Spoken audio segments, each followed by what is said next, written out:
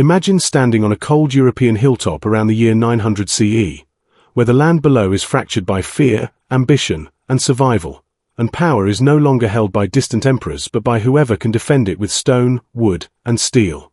This is where the story of the medieval castle truly begins, not as a romantic fortress of fairy tales, but as a raw political weapon born from chaos. After the collapse of centralized Roman authority, Western Europe fragmented into countless territories ruled by local lords, each struggling to control land, people, and resources in an age where law traveled no faster than a horse and violence was the most reliable language of power. The feudal system emerged as a solution to this instability, especially in what is now France, where kings lacked the strength to govern directly and instead granted land to nobles in exchange for loyalty and military service. These nobles needed a way to dominate their surroundings, protect themselves from rivals, and intimidate the local population into obedience, and the answer was the earliest form of the castle. At first, castles were not grand stone monuments but practical, quickly built structures designed for speed and control, known as motte-and-bailey castles. A motte-and-bailey castle consisted of two essential parts: the motte, an artificial or natural earth mound topped with a wooden tower, and the bailey, an enclosed courtyard where soldiers, animals, and supplies were kept. These castles could be constructed in a matter of weeks, sometimes days, using timber and earth, making them perfect tools for conquest and occupation. Their height allowed defenders to see approaching enemies, while steep slopes made direct assaults costly and dangerous.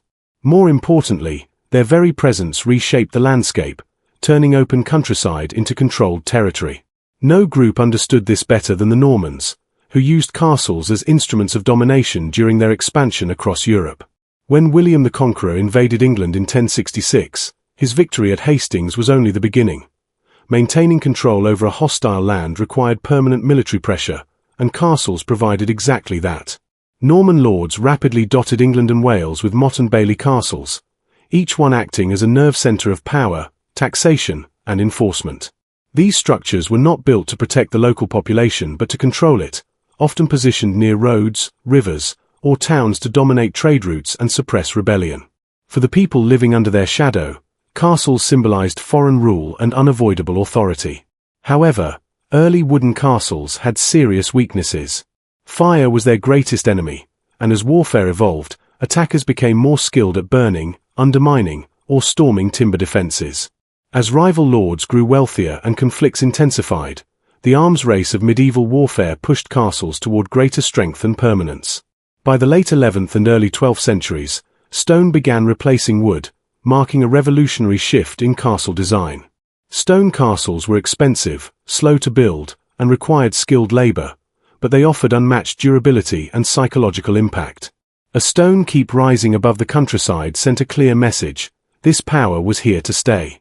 The keep became the heart of the castle, serving as the lord's residence, last line of defense, and symbol of authority. Thick stone walls could resist fire and absorb the impact of early siege engines, while narrow staircases, high entrances, and limited access points favored defenders at every turn. As castles transitioned from temporary military outposts to permanent centers of governance, their role expanded beyond warfare. They became administrative hubs where justice was enforced, taxes collected, and feudal obligations managed. The political importance of castles grew alongside their military function, tying architecture directly to social control. Yet this evolution did not happen in isolation. It was shaped by constant conflict, experimentation, and adaptation. Each siege taught builders new lessons, each failed defense exposed weaknesses, and each successful resistance inspired imitation across Europe. Lords observed one another closely, copying features that worked and abandoning those that failed. Over time, castles became more complex, incorporating curtain walls that enclosed entire compounds, creating layered defenses designed to delay, exhaust, and break attackers before they could reach the keep. Height, thickness, and layout were carefully calculated, not for beauty, but for survival. Geography also played a decisive role, as castles were adapted to hills, cliffs, rivers, and coastlines, turning natural features into defensive advantages. A castle was never just a building, it was a strategic statement carved into the land itself. By the early medieval period, the castle had become the defining symbol of feudal Europe, representing the fusion of military necessity, political power, and architectural innovation. Every stone laid reflected fear of attack, ambition for dominance, and the harsh reality that in a violent world, security belonged to those who could defend it. This foundation, built in blood, soil, and struggle, set the stage for the next centuries of castle development, where stronger walls, smarter designs, and deadlier sieges would push medieval engineering to its limits.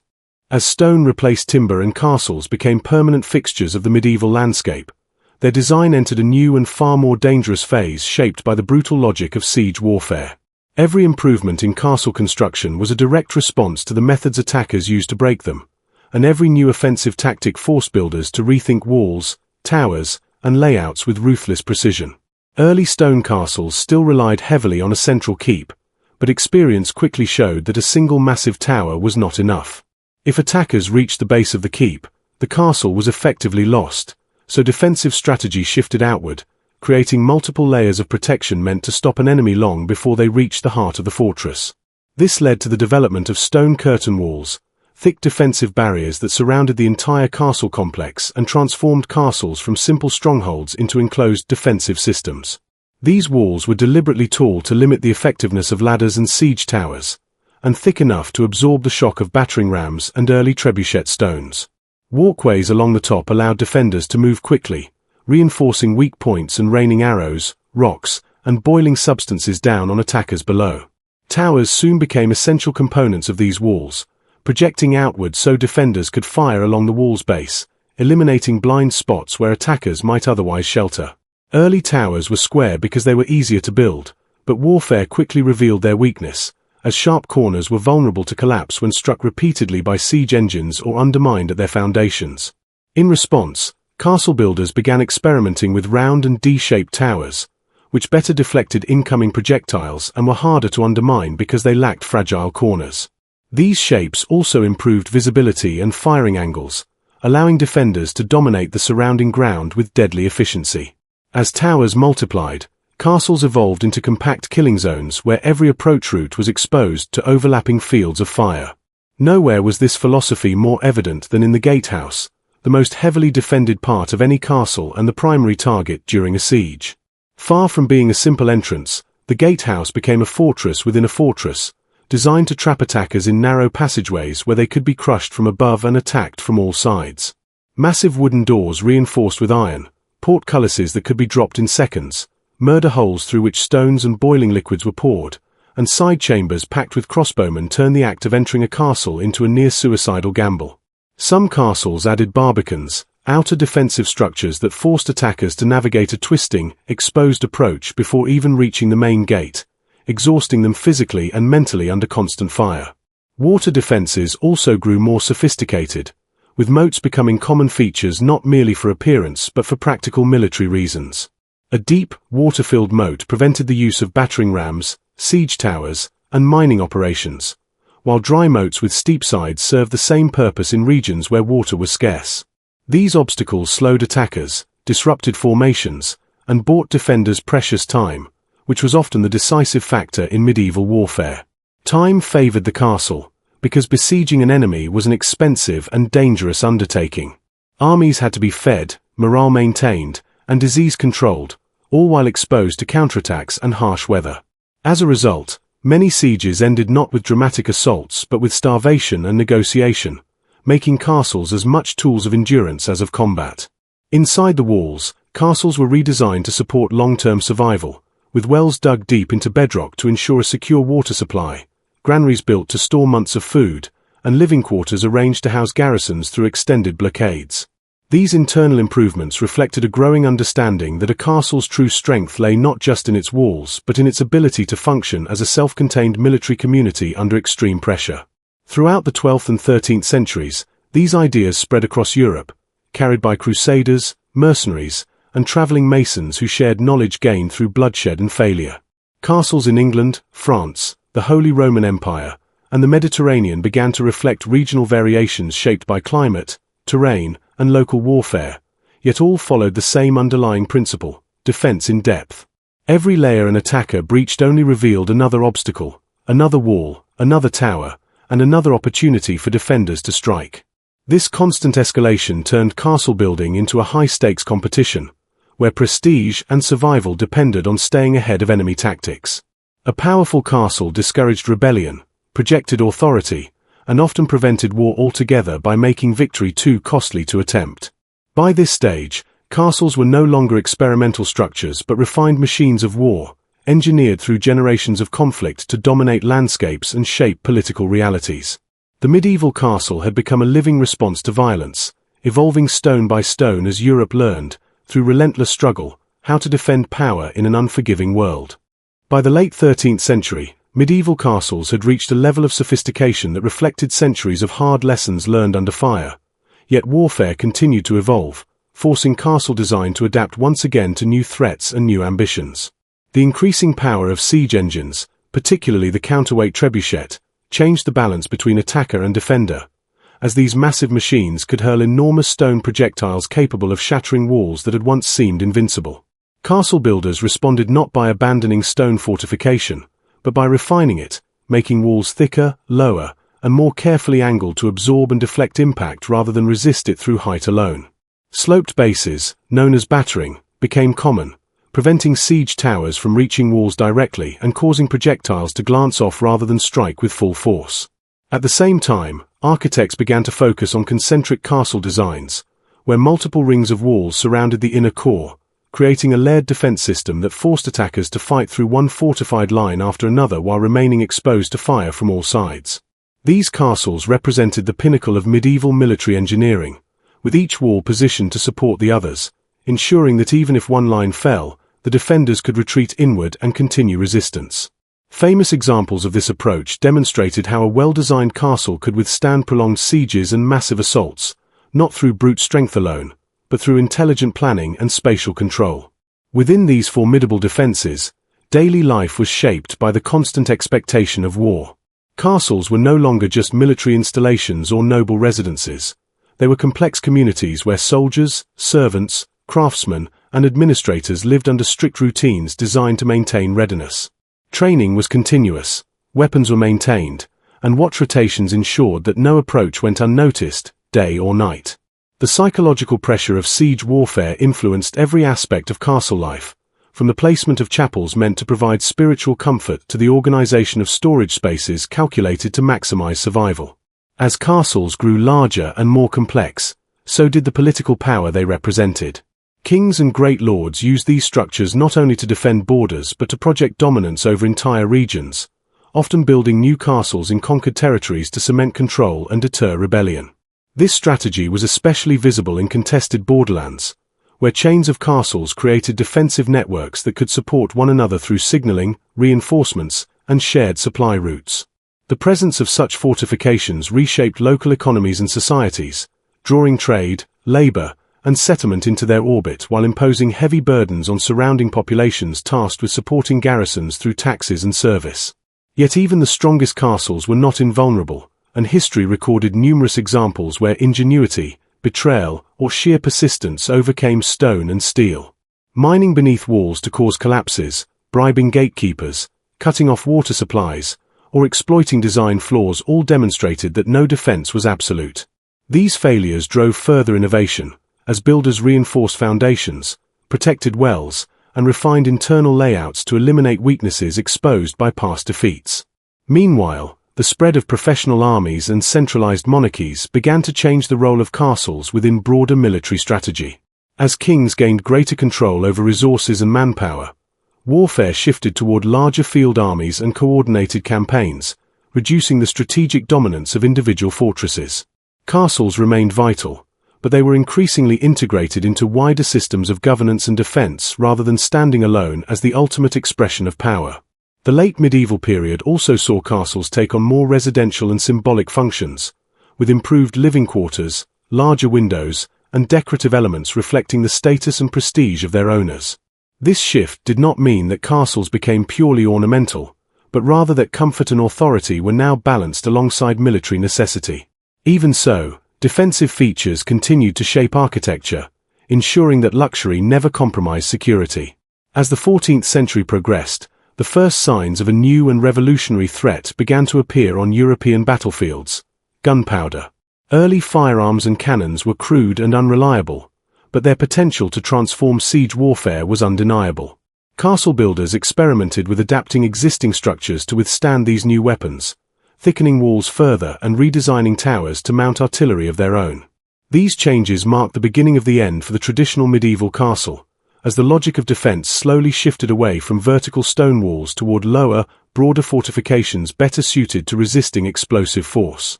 Yet before this transformation was complete, medieval castles had already achieved their ultimate form, embodying centuries of adaptation driven by relentless conflict. They stood as monuments to human ingenuity under pressure, shaped by fear, ambition, and the constant struggle for survival. This era of refinement and challenge set the stage for the final evolution of castles, where changing technology and political realities would redefine what it meant to build the perfect fortress. As gunpowder weapons slowly became more effective during the late medieval period, the fundamental assumptions that had guided castle design for centuries were put to the ultimate test, forcing builders and rulers alike to confront a new reality where height and thickness alone could no longer guarantee security. Cannons, though initially inaccurate and slow to reload, possessed the terrifying ability to concentrate destructive force against a single point, battering walls repeatedly until even the strongest stone cracked and collapsed. This development did not render castles obsolete overnight, but it triggered a transitional phase in which traditional medieval fortifications were modified, reinforced, and sometimes completely redesigned in an effort to remain relevant on an increasingly lethal battlefield. Walls grew dramatically thicker and were often backed with earth to absorb cannon impact, while towers became lower and broader, sacrificing vertical dominance for structural resilience. Round shapes became even more important, as curved surfaces dispersed explosive force more effectively than flat walls. Castle architects also began integrating artillery platforms into their designs, allowing defenders to respond to attackers with cannon fire of their own, transforming castles from purely defensive shelters into active gunpowder fortresses. These changes marked a critical shift in mindset, as castles were no longer built solely to resist assault from below, but to survive prolonged bombardment from a distance. At the same time, political power in Europe was undergoing profound transformation, with monarchs consolidating authority and reducing the independence of feudal lords who had once relied on castles as symbols of personal dominance. As centralized states grew stronger, castles increasingly became instruments of royal control rather than private strongholds, used to enforce law, guard borders, and suppress internal unrest.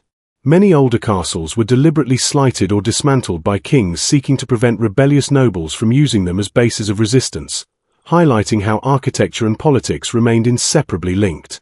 Despite these changes, castles continued to play vital roles in warfare, especially in regions where terrain limited the movement of large armies or where border conflicts demanded permanent defensive presence. In such areas, castles adapted to local conditions, blending medieval traditions with emerging military technologies in unique ways. Life within these later castles reflected the tension between tradition and innovation, as garrisons trained with both crossbows and firearms, and storerooms held powder alongside grain and arrows. The daily routine remained shaped by vigilance, discipline, and the constant awareness that a siege could begin at any moment. Even as their military dominance slowly declined, castles retained immense psychological power, looming over towns and countryside as reminders of authority and continuity in a rapidly changing world. They also remained centers of administration and justice, where records were kept, taxes collected, and royal authority made visible through architecture. For the surrounding population, the castle was still the focal point of power, whether as a source of protection or oppression. By the 15th century, however, it was clear that the age of the classic medieval castle was drawing to a close. Advances in artillery continued to accelerate, making traditional stone fortifications increasingly vulnerable and expensive to maintain. New forms of defense, based on lower profiles and angular earthworks, began to replace towering walls and keeps, signaling a new chapter in military architecture. Yet the legacy of medieval castle design endured far beyond their battlefield usefulness, influencing later fortifications and shaping the political geography of Europe for generations. Castles had evolved from simple wooden structures into complex stone machines of war, adapted repeatedly to meet the challenges of their time. This long process of experimentation, failure, and refinement revealed a central truth of medieval history. The perfect castle was never a fixed design, but a constantly changing response to the forces of war, power, and human ambition. As this era ended, it left behind not just ruins and legends, but a blueprint for how societies defend what they value most when survival itself is at stake. When the long arc of medieval castle building is viewed as a whole, it becomes clear that the perfect castle was never defined by size, beauty, or even strength alone, but by how well it balanced military necessity, political authority, and human endurance across centuries of change. From its origins in the chaos of post-Roman Europe to its final adaptations under the shadow of gunpowder artillery, the castle evolved as a living response to fear, ambition, and survival, shaped by countless wars that forced builders to learn from failure as much as success. Every ditch dug, every wall thickened, and every tower reshaped reflected real experiences of siege, betrayal, and resistance, making castles some of the most honest expressions of medieval society. They were not passive structures, but active participants in history, influencing where battles were fought, how wars were waged, and who ultimately held power.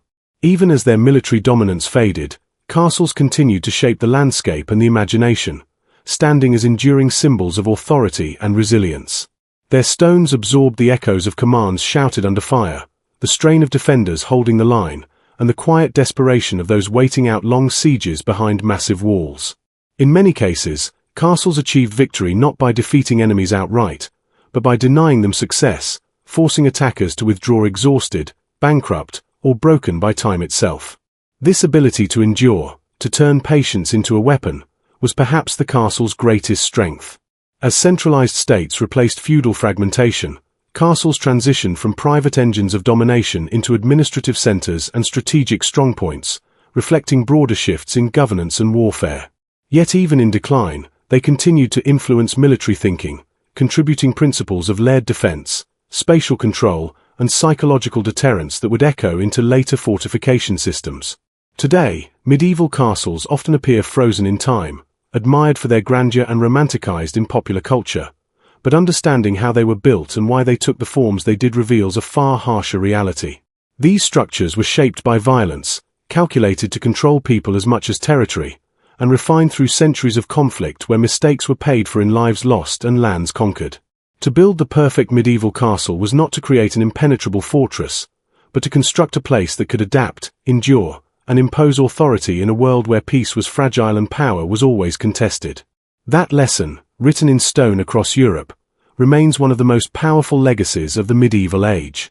If you are finding real and accurate information through our videos and want to continue exploring the true stories behind wars, battles, and the strategies that shaped history, then make sure to like this video, subscribe to the channel, and press the bell notification button so you don't miss our latest war series and epic history content.